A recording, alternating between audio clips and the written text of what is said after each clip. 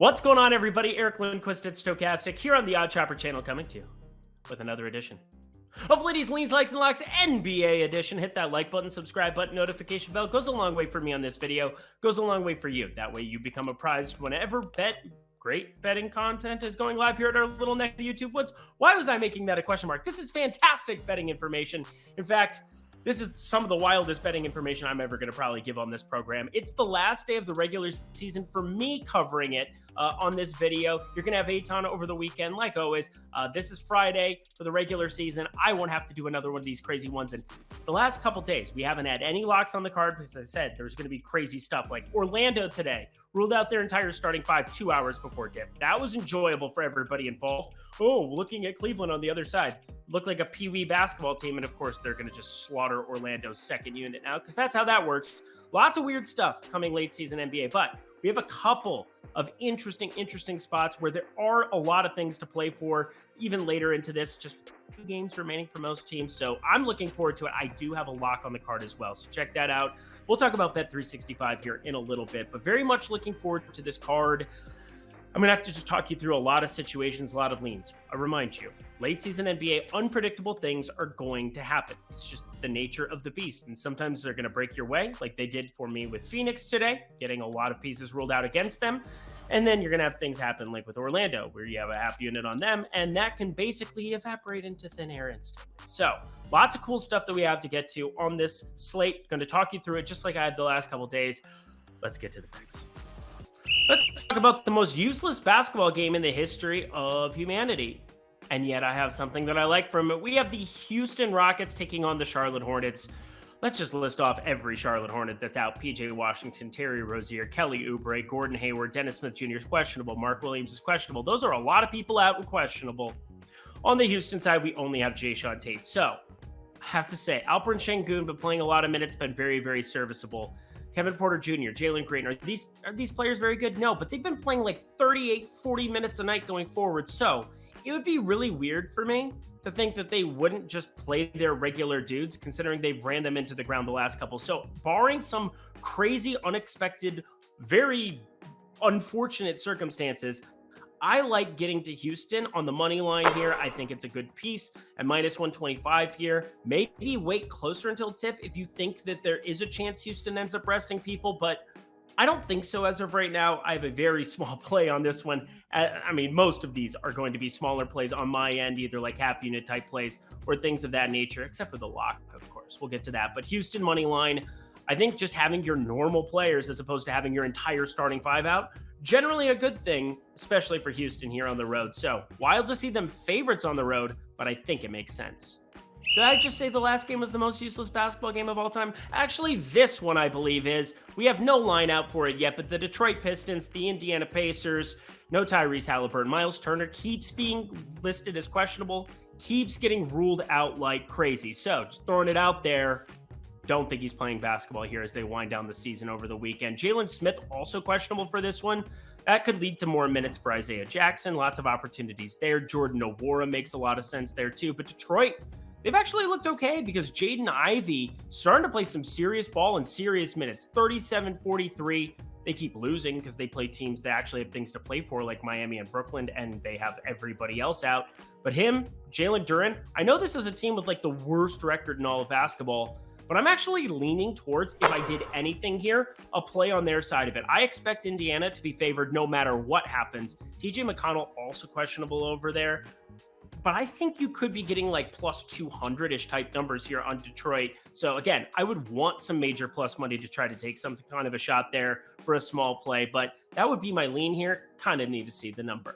To Washington we go, and maybe a team that has something to play for here on the other side. We're paying attention to the standings here. Currently, watching this game, Miami is just blasting Philadelphia because of course they are. Philly has something to play with too, and Joel Embiid just had their emergence game. He had his MVP game, and now he's having like his anti-MVP game currently. They've brought it back to within 15 now in the middle of the third quarter, but they were just down 20 plus at halftime. Wild stuff in the NBA. Have I said it's kind of weird this time of year? Certainly is. Oh, look at this Washington side here. They're not on a back-to-back. You have Miami on the back-to-back, so maybe they rest people here, but I doubt it because they have things to play for. Kristaps Porzingis, Bradley Beal, Kuzma, Avdia, and Monty Morris all out on the Washington side. Again, Miami, they ended up ruling everybody in, playing this one straight up against Philly like you would expect. Sitting in that spot where you want to avoid that play-in game, sitting at 7, they're still trying to make moves. If Brooklyn runs into this situation where they are very fortunate to be playing Orlando based on what Orlando did today, but you could have a spot where Miami ends up sitting people if they realize that it's just too high of a hill to climb to try to catch Brooklyn there. So throwing it out there, lots of weird things here, but of course I'm still going to lean on the Miami money line side.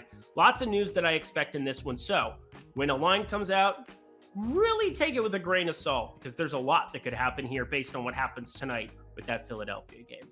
We have Atlanta in this one hosting, hey, look at it, the Philadelphia 76ers currently getting waxed by Miami. We'll see if they end up coming back here. And a pretty interesting storyline in terms of what Philadelphia is trying to accomplish here. They would be two games ahead of Cleveland.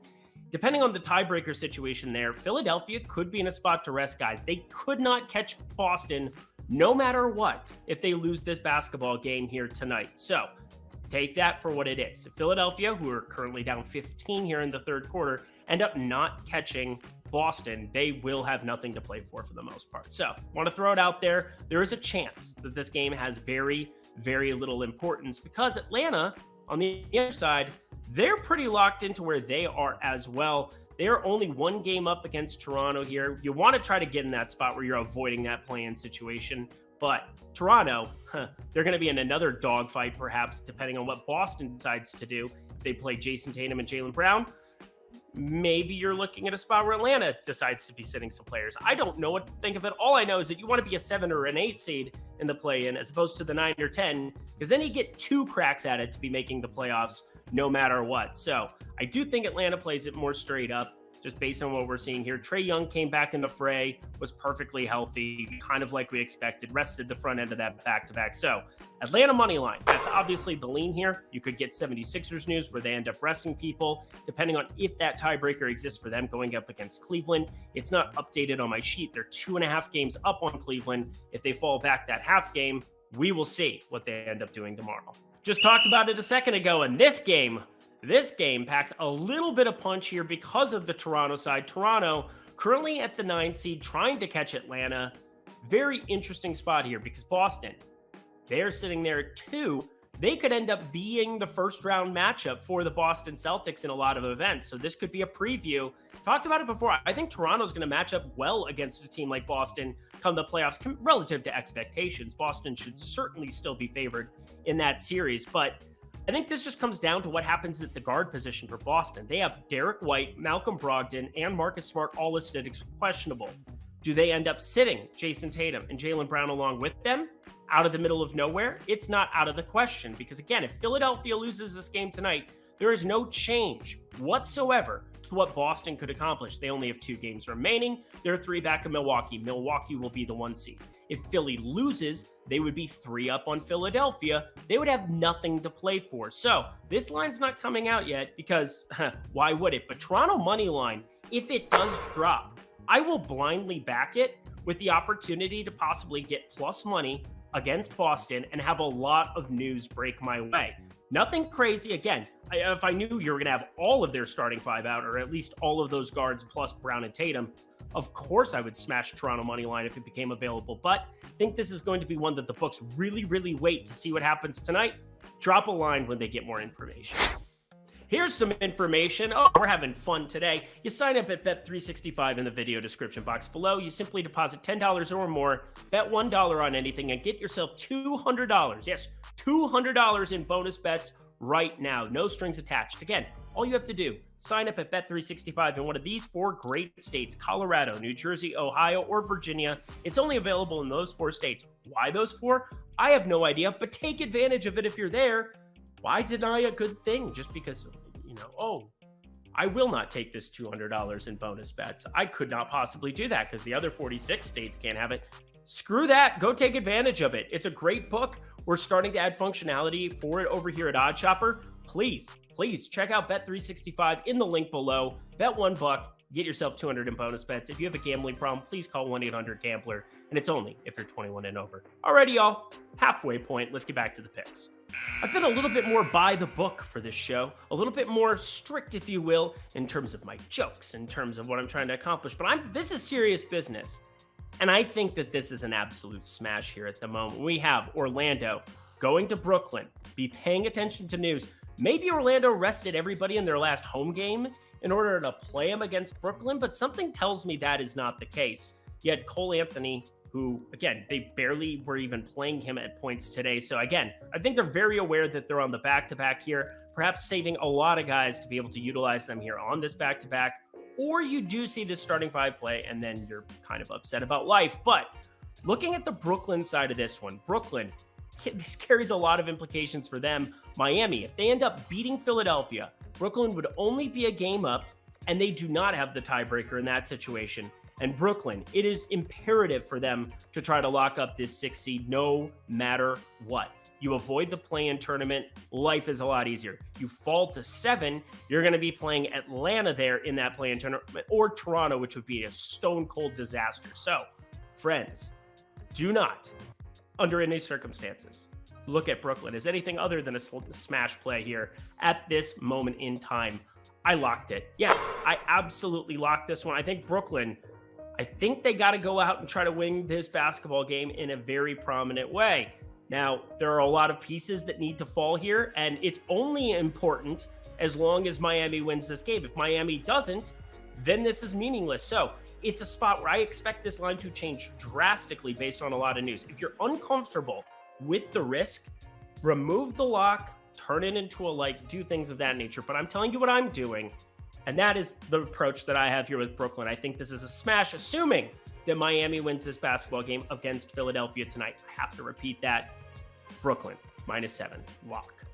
We head to an interesting spot here. Memphis taking on Milwaukee. No line here yet, but let me just say, there will be no Milwaukee starters either. No Giannis, Drew Holiday, Chris Middleton, Brook Lopez, Grayson Allen, Pat Connaughton, wild stuff. And on the Memphis side, they didn't come out with any news that they were going to be sitting Ja Morant, Jaren Jackson Jr., Desmond Bane, all their regulars, Dylan Brooks, as much as we don't like Dylan Brooks from time to time, quack, quack. But I still think they could end up resting them because they don't have anything to play for. Denver locked up the Western Conference. We know Milwaukee locked up the Eastern Conference. So this game is in essence meaningless. Why would Memphis go out there and play the regulars other than maybe to get Ja Morant some extra work? That's the only theory that I can come up with. I'm still going to lean the Memphis money line because I expect that, one, in the event that they do rest everybody, that you're going to get Milwaukee as dogs. Otherwise, I would go the Milwaukee side. See, this is how seesaw it can get. So pay attention to the news here. I'm leaning Memphis, but that's only expecting if you get Ja Morant playing just for the extra work. To a game that is important for one of these teams in a very, very big way. The Pelicans hosting the Knicks. Shout out Emmanuel Quickley for being an absolute goat and making everything work in my life. Thank you, sir. Over 5.5 assists. Thank you for coming. Have a nice day. Quentin Grimes going out there and putting up a 30 ball himself. 36 points in that outing. Looking really, really good. And RJ Barrett, we're going to have to sit there on the questionable news, but I'd be surprised heading into the playoffs here where the Knicks are currently at. Pretty locked into the 5 seed here at the moment. They're 3 up on Brooklyn. Brooklyn can't catch them. It's mathematically 2 games remaining. And then Cleveland, they're going to be sitting right there. Doesn't really matter how anything plays out here for the Knicks. So I think they might end up resting even more pieces. And the Pelicans, oh yeah, the Pelicans, they could end up being big favorites here pending what happens to some of these other pieces. If you get Emmanuel Quickley sitting, if you get Quentin Grimes sitting, if they try to save up some of those guys, play Miles McBride, play Evan Fournier for the love of all that's good and righteous. But New Orleans needs to win this basketball game. That's kind of the theme of these 6, 7, 8 seeds in the Western Conference. Everybody is going out with things to play for. So the New Orleans Pelicans, 41-39, currently the 8th seed in the West. They're going to do everything they can to win this basketball game. So I'm not sure when this line drops, not sure what it looks like, but I bet it gets wonky towards the Pelican side. I'm going to lean the money line right now, because again, I can't make up the number. Under these current lineups, I'd have it at like 2.5, which is wild, but I get it. I think RJ Barrett sits. I think, well, we still have Julius Randle out for sure. You still have Jalen Brunson out for sure. So these are for sure things from the Knicks side that make the Pelicans far more intriguing if the books open something closer than I think they will. Another important one here for the Mavericks side of things in the West. If they don't win this, it gets shut down almost instantly here. They do not have the tiebreaker against Oklahoma City here. They are sitting dead tied with them at 38 and 42.